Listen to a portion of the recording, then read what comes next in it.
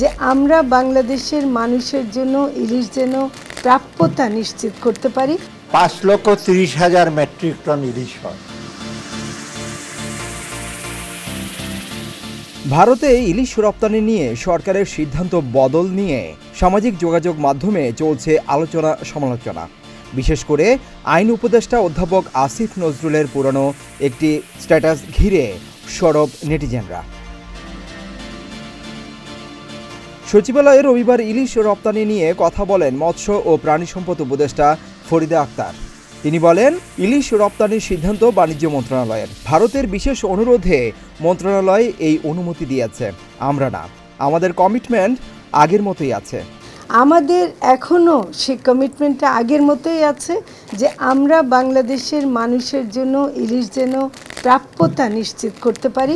ফরিদা আক্তার আরও বলেন, বাণিজ্য মন্ত্রণালয় স্বাধীনভাবে এটা রপ্তানির অনুমোদন দিয়েছে।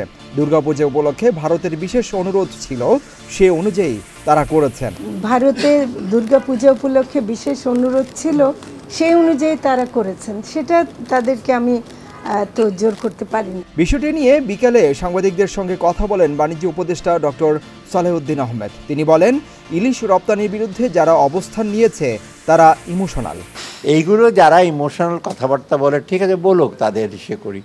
এবং এটা 0.5%ও না, 1%-এর নিচে।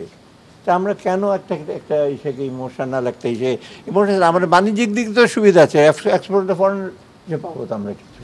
অর্থ ও বাণিজ্য উপদেষ্টা আরও বলেন যে ইলিশ রপ্তানি হচ্ছে তা চাঁদপুর ঘাটের একদিনের সমপরিমাণও না।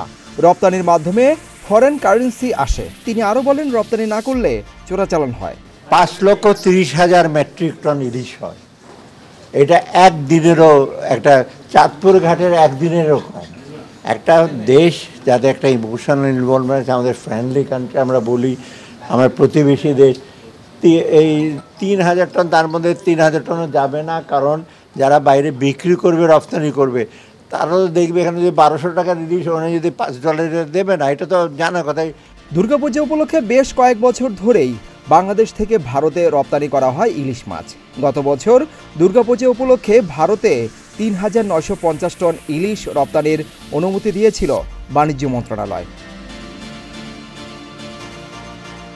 তবে এবার তা নিয়ে অনিশ্চয়তা দেখা দেয়। গত 11 আগস্ট দেশের মানুষের চাহিদা মিটিয়ে তারপর ইলিশ মাছ বিদেশে রপ্তানি করা হবে বলে জানিয়েছিলেন মৎস্য ও প্রাণী সম্পদ উপদেষ্টা ফরিদা আক্তার। সিদ্দিকুর রহমান রোমন, প্রতিদিনের বাংলাদেশ।